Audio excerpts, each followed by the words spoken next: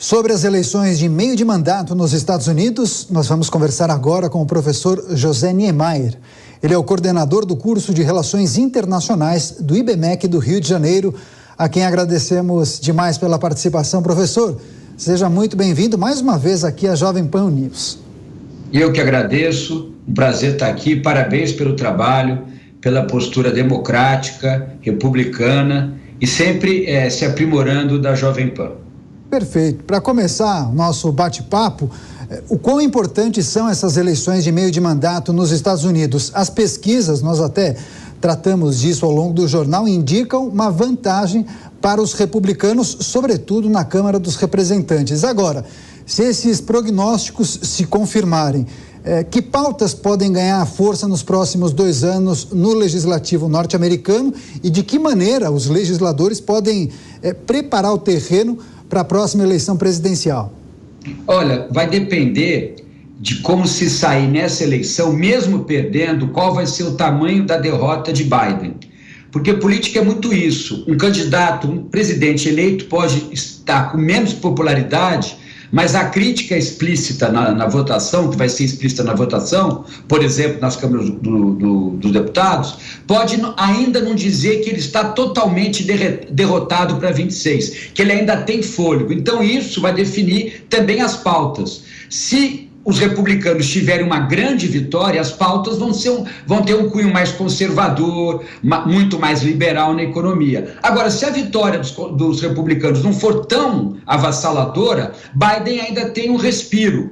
Isso tem muito a ver com o que acontece no Brasil também. Por isso que a gente sempre tem que perceber a política, e principalmente a política partidária, dentro dessa dinâmica. O que aconteceu agora nas eleições do Brasil, na minha opinião, eu acho que o Constantino tem uma outra visão sobre isso, que eu respeito muito, mas na minha opinião, daqui a 4 anos, nós não vamos ter a mesma polarização, porque vai haver um caminho para o centro dos partidos de direita e de centro-direita, eles vão se estabelecer mais no centro, e mesmo candidaturas a centro-esquerda e à esquerda vão tentar, pelo menos uma retórica, mostrar um discurso mais ao centro também. Isso nos Estados Unidos pode acontecer se a vitória dos republicanos não for tão avassaladora. Por exemplo, se eles vencerem na Câmara e não vencerem no Senado, como pode acontecer, Biden ainda fica com algum oxigênio para terminar o mandato e tentar ser candidato ou lançar um outro candidato. O problema é esse, que outro candidato seria este Biden, se ele não for candidato. Porque se for Kamala Harris, a vice-presidente atual,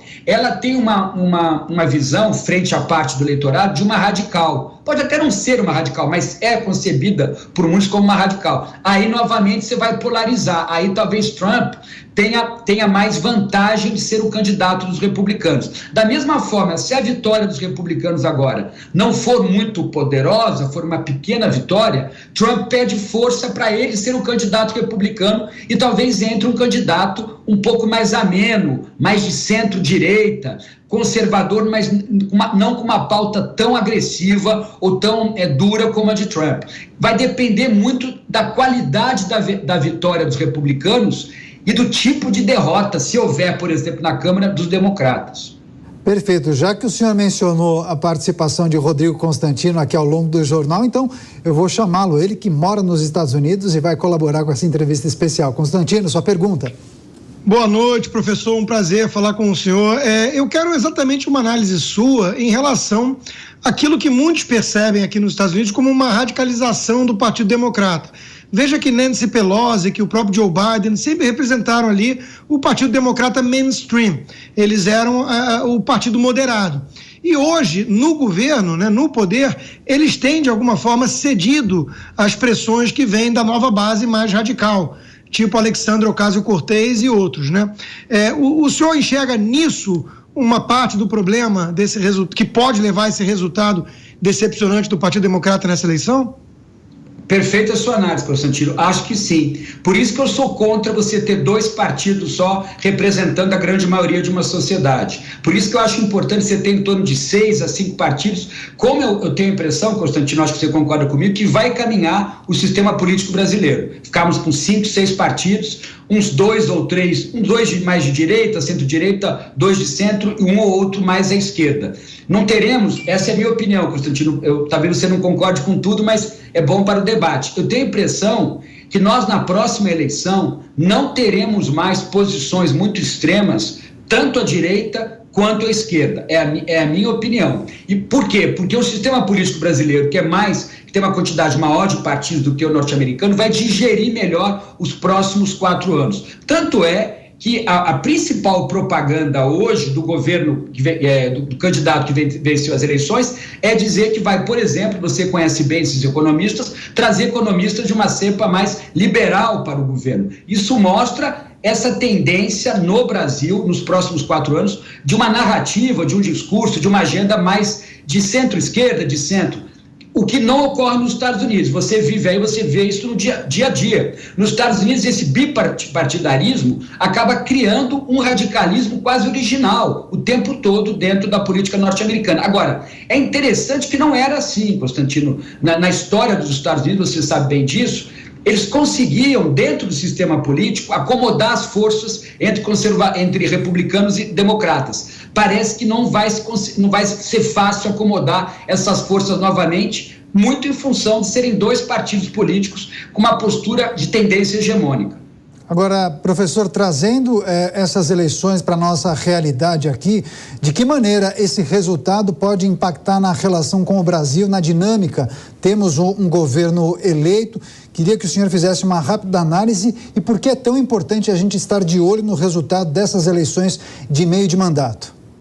Acho que tem uma relação umbilical. Por quê? Porque boa parte do eleitorado de Bolsonaro, principalmente aqueles que estão ainda se manifestando, se posicionando contra os resultados das eleições, tem uma relação muito grande com, não só com a candidatura Trump, mas com a agenda que Trump representa, no campo dos costumes, do liberalismo político, liberalismo econômico, mais econômico que político, mas do campo dos costumes e do liberalismo econômico. É que o liberalismo político lá, às vezes, se confunde com o nosso aqui. Mas esses grupos que apoiam o presidente Bolsonaro ou o ex-presidente Bolsonaro, eles se identificam muito. Então, uma vitória de Trump, se for uma vitória avassaladora, muito poderosa, por exemplo, na Câmara e no Senado, isso vai incentivar os eleitores mais ligados à agenda do governo que agora termina, a continuarem a se posicionar nas ruas. Eles vão ganhar mais energia para continuar um posicionamento de oposição ao governo que foi eleito no dia 2, agora no dia 2 de novembro. Perfeito. Rodrigo Constantino, mais uma questão, por favor. Professor, o senhor mencionou alguns nomes aí de economistas mais moderados, tucanos, até com viés liberal na economia. Ao mesmo tempo, temos a figura de Mercadante ali como uma figura importante nesse processo e alguns nomes que estão surgindo como potenciais ministros à frente envolvem nomes como, por exemplo, Guilherme Boulos. O senhor realmente acredita numa volta do PT ao poder com um PT de viés mais moderado? Constantino, eu venho defendendo isso há muito tempo, tanto em sala de aula aqui no IBMEC, como nas minhas conversas por aí, na mídia, com as pessoas. Eu não acredito que esses próximos 4 anos serão anos de administração de um governo do Partido dos Trabalhadores. Não acredito. Não acredito por vários motivos. O primeiro é que o vice-presidente, o Alckmin, por mais que ele parecesse muito adormecido nos últimos anos, ele representa interesses de São Paulo.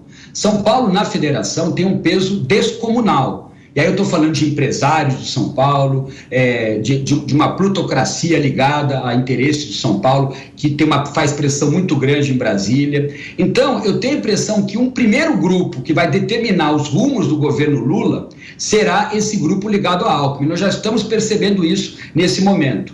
Eu tenho a impressão, Constantino, que nós vamos ter 2 focos de conflito nos próximos anos. Um interno ao governo, quando o PT, na sua grande estrutura e de muitos grupos, perceber que não vão ter a participação que gostariam. E o outro é uma disputa, um conflito entre o governo e a oposição. Só que eu também acho que a oposição, no caso, representando, que é hoje o governo Bolsonaro que representa, essa oposição, ela talvez fique um pouco diluída. Eu tenho a impressão que 26, você falou em alguns nomes, eu concordo, mas eu vou trazer outros nomes. Eu tenho a impressão que o União Brasil vai ter uma candidatura forte por exemplo, com o governador eleito Ronaldo Caiado.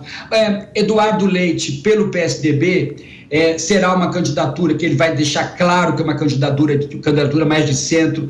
Você sempre disse, eu sempre compreendi quando você dizia que o PSDB tinha uma linha direta de aproximação com o PT, mas essa aproximação vai diminuir muito nos próximos anos. Então, acho que em 26, Constantino, nós vamos ter, na verdade, eu calculo em torno de 6 candidaturas. Por exemplo, você falou em Zema. Zema quer ser candidato, parece que vai se filiar ao PL, mas precisa combinar com Tarcísio. Por mais que Tarcísio busque a reeleição, que vai, na minha opinião, fazer um grande mandato em São Paulo, porque vai pegar um estado muito poderoso, relativamente organizado, Tarcísio talvez queira ser candidato. Talvez o presidente Bolsonaro queira ser candidato novamente. Então, por incrível que pareça, em 26 nós vamos ter uma centro-direita mais dividida e eu não vejo agora nenhum candidato forte de esquerda. Eu não acredito que Guilherme Boulos seja o candidato. Pode ser candidato pelo PSOL, mas ele não teria a força da maneira que hoje está colocado o sistema político brasileiro. E acho que ele não vai participar diretamente do núcleo duro do governo. Ele pode até participar de alguma secretaria, opinar, ele ganhou mandato, ele vai querer realizar o mandato.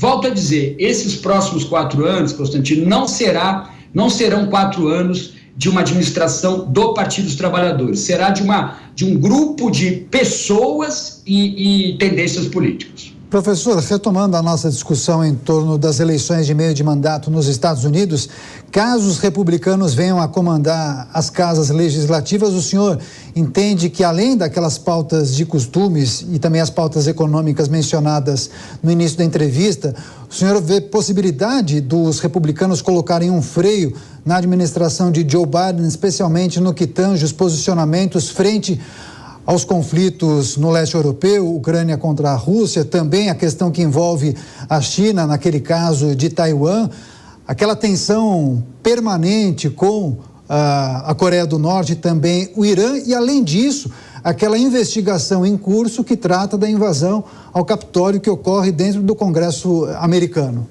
Excelente a sua questão. Isso pressupondo, então, o que eu chamei de uma vitória avassaladora dos republicanos, vencendo na Câmara e no Senado. Aí sim, virão pautas conservadoras, mas você mencionou pautas ligadas à política externa norte-americana. Aí já é mais sensível, porque nós estamos em plena Europa com uma guerra convencional, que pode ter uma tendência de guerra nuclear tática por parte da Rússia contra a Ucrânia, que é muito grave.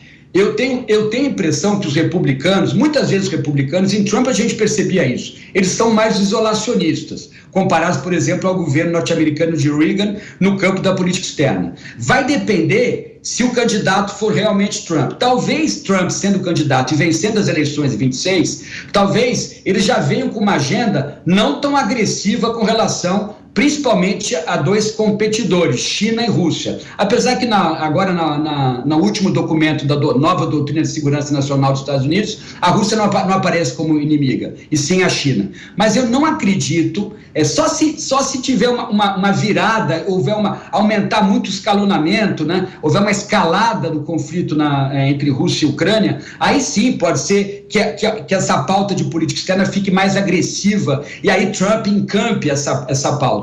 Mas eu tenho a impressão que os republicanos, eles sabem que o mundo mudou, que o mundo pós-Guerra Fria é um mundo cada vez mais multipolar e muito capenga, essa é a expressão que eu uso em sala de aula, um mundo capenga, onde você tem muitos centros de poder e os Estados Unidos não vão conseguir centralizar o poder como eles fizeram no pós-Segunda Guerra Mundial. Então eu tenho a impressão que mesmo com uma vitória dos republicanos, voltando às pautas mais conservadoras, um Congresso mais articulado para as pautas liberais na economia e conservadoras nos costumes, na política externa, tenho a impressão que eles também vão aguardar para ver até onde vai esse fôlego da Rússia e principalmente para entender se a China ela quer uma inserção no sistema internacional, no campo da alta política, envolvendo aí segurança internacional, ou se a China vai querer apenas uma inserção econômica comercial muito forte. É muito diferente, são agendas diferentes. Se a China vier com muita força no campo da segurança internacional, aí um governo republicano vai ter que, de alguma maneira, mostrar que há limites para a ação chinesa.